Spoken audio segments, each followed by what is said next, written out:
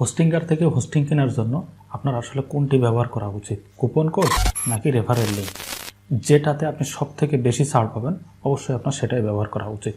তো চলুন আমি দেখিয়ে দিই আপনাকে রেফারেল লিঙ্ক ব্যবহার করে এবং কুপন কোড দুইটার মাধ্যমেই আপনি কোনটাতে সবথেকে বেশি ছাড় পেতে পারেন। তো আমি প্রথমে এই রেফারেল লিঙ্কটা ব্যবহার করে আপনাকে দেখাই।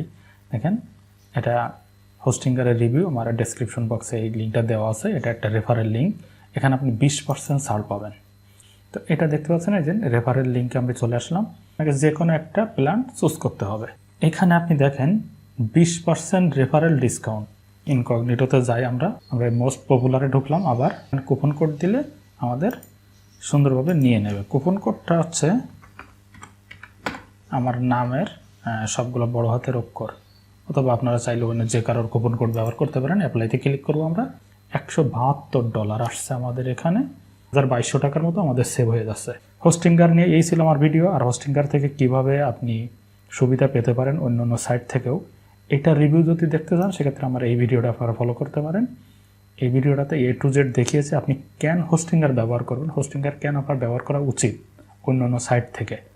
তো এই ছিল আজকের মতো ভিডিও। চ্যানেলটা অবশ্যই নতুন, সাবস্ক্রাইব করে দিবেন।